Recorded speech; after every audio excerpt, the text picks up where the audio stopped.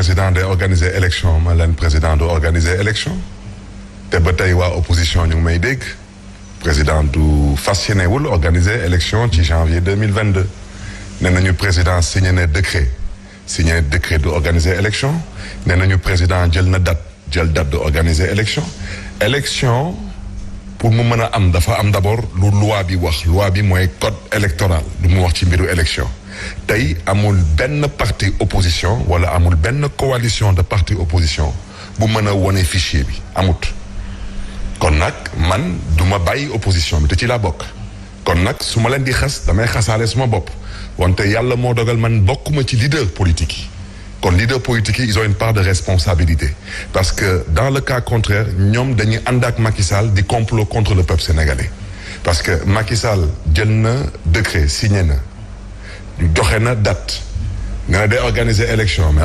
élection pour mën a am ñëpp ñu ci nar a bokk dañuy d'accord ne ni que conditions yi elles sont réunies pour ñu mën a ànd ci jàmm ak salaam parce que ci di lépp xet mën a dem élection ku yàlla may ndam ñu xam ne yàlla may na la ndam. mais jàppoo ne même su fekkee ne d'accord ñu aussi de manière officielle publié quand même ci li nga xam ne moom mooy décret boobu jàppoo ne le 23 quand même janvier 2022 Sénégal dina amal élection locale. mais loolu du élection. mais il faut qu'on se dise des vérités il faut qu'on respecte les Sénégalais. Macky Sall est le 4e président du Sénégal.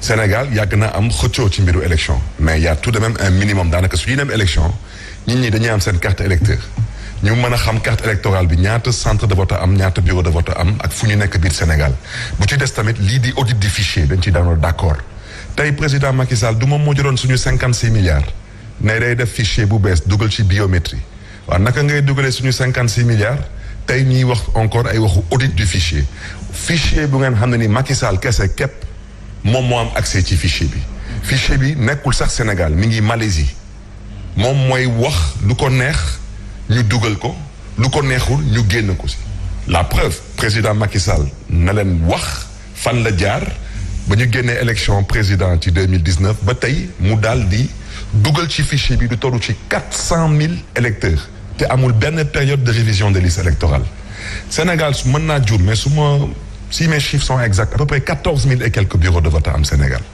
soo jëlee rek 10 000 bureaux de vote 10 000 rek bureau de vote bu nekk nga dugal fa 20 personnes rek ñuy voté moo xam ay ordre de mission moo xam ci ay caaxaan nga dugal leen ci yow balaa ñuy démarrer vote bi yaa ngi démarrer ak 200 000 voix yu nga xam ne nii da nga ko fokkati ci loxo askan wi parce que loolu du askan bi moo la ko votel moo tax maa ngi biralaat wax ci dama ne président Macky Sall tànk yu mu nekkee mooy tànku nam ma dox 3e mandat président Macky Sall fas yéene wul organiser des élections démocratiques et transparentes. donc yow boo nee du organiser élection da nga jàpp ne élection mën na am mais du nekk de manière indépendante c'est-à-dire que élection yoo xam ne dañu koy caxatee lay doon.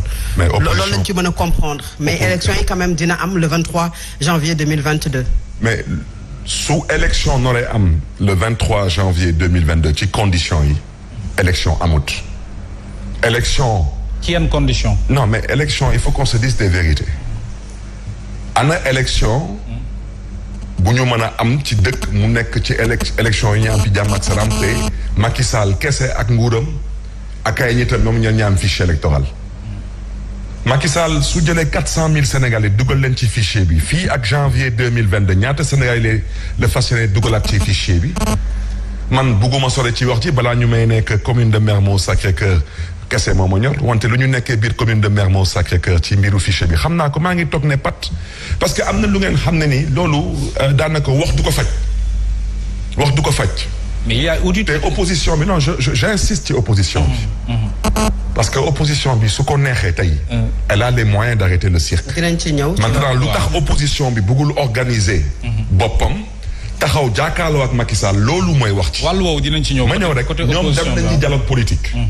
man d'accord uma ci woon dem na ci dialogue national d'accord uma ci woon wax naa ko ci yar ak teggin ak fu ma ko nar a waxee wante yar ak teggin la ñuy jël seppi ko teg ko nele parce que waxu ëllëgu Sénégal la ñuy wax nit ki nag da ngay tànn wala da ngay ànd ak Macky Sall wala da ngay ànd ak opposition. mais Barth vous parlez de quelle opposition. non dama ne parce que leerul ban opposition. opposition bi demoon ci dialogue bi wala opposition bi nga xam ne moom la Ousmane Sonko incarné pour mottali question wu Fatou.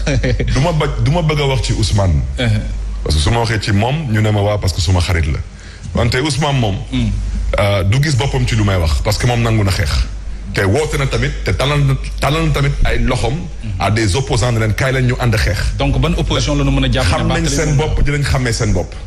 man du ma wax mais loolu aussi dafa yomb sànni say wax rek. si plateau bi laa toogoon monsieur le maire sa courage nit ñi dañu koy wax souvent parce que mënoo def démb conférence de presse pour quand même parler d'une opposition qui ne s'oppose pas mais vous parlez de quelle opposition. xëy na bi demoon ci dialogue. ban opposition ngay wax Mouhamed monsieur le maire. ban opposition ngay wax. xam ngeen ci plateau Sen Show la woon. ci plateau Sen Show laa taxaw fii. dénoncer les dealers de l'opposition. du dem ngeen ba gis leen. du maa ngi wax ci waxu opposition bi. mais leen ma tuuti rek maa ngi ñëw. ay ca ñëw dinañ ñu lett baa ñu firiñ ñaari yëf moo fi am. dinañ taxaw nangu opposé wu avec les opposants wala les gens vont s'organiser pour s'opposer. parce que nag il faut qu'on se comprenne man.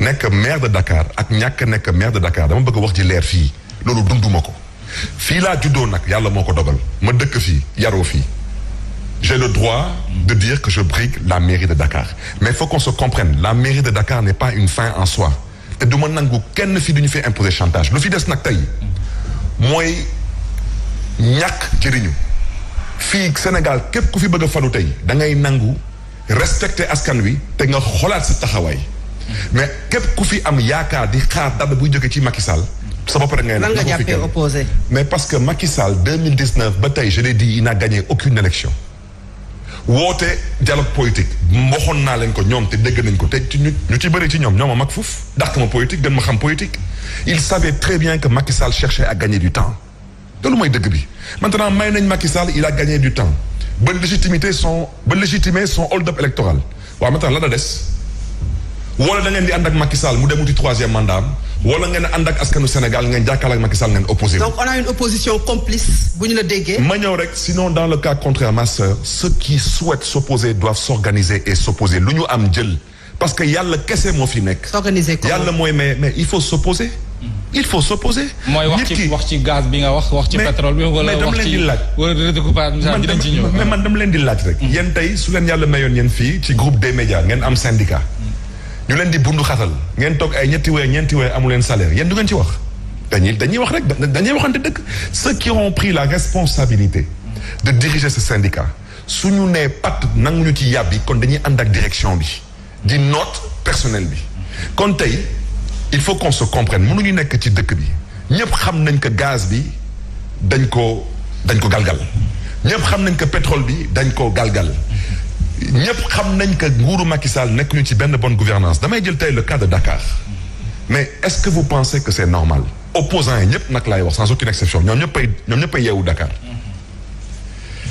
Dakar amatul aéroport kenn waxul dara Dakar amatul stade fu ñuy football kenn waxul dara Dakar jaay nañ suufu Dakar kenn yàbbi aussi kenn waxu si dara balaa may dee le plus grand voleur de foncier ngeen jégal ma ci kàddu yi de Dakar se permet de dire qu'il présente sa candidature à la mairie de Dakar ñu ngi koy xaar biig rek ñu jël géeju Dakar. vous parlez de qui. jaay ko ba tey mool yi ñu ngi may dégg tous les pêcheurs Dakar waa ngi may dégg ngeen mën ngeen ko commencé teelu bàyyi soog yi wàccee ba. kan nga jàppee sàcc bi jaay suuf si bu présenter candidature am. mais kan fi nekkoon directeur général des impôts et des domaines nekkoon fi patron directeur cadastre kan fi nekkoon ministre des finances.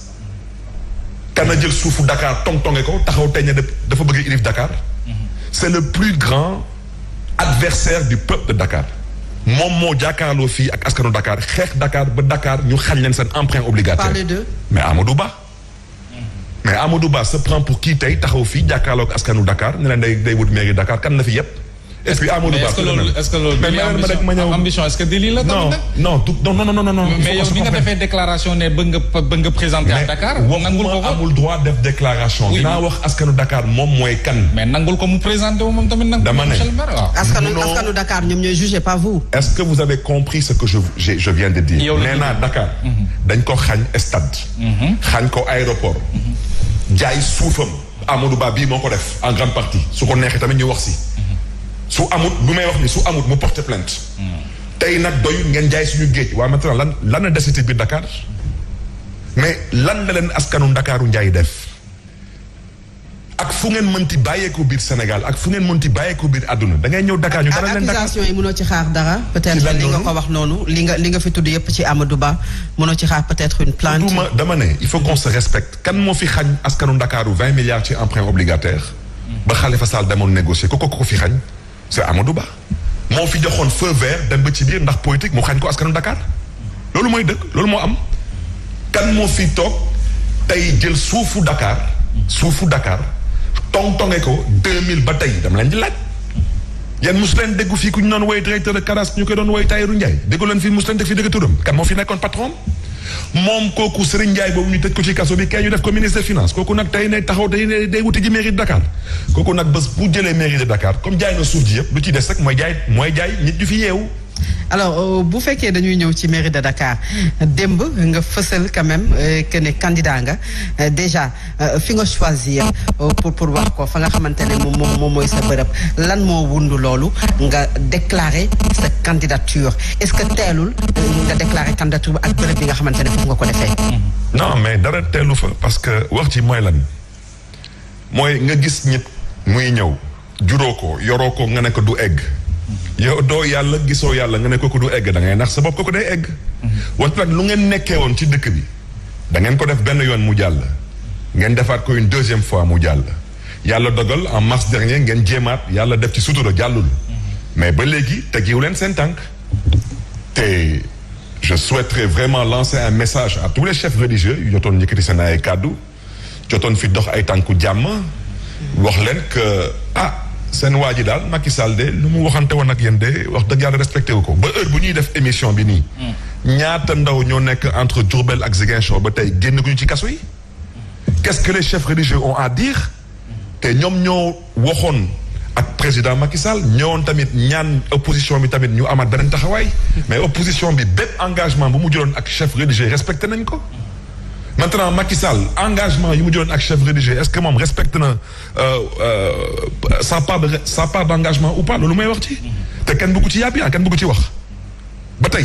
il y a des dizaines de Sénégalais yu nekk ci kaso bi ba tey ci exercer un droit constitutionnel. ñaata Sénégalais ñoo ñàkk seen bakkan. 15 Sénégalais da ngeen gis procureur wala doyen des juges def ci enquête.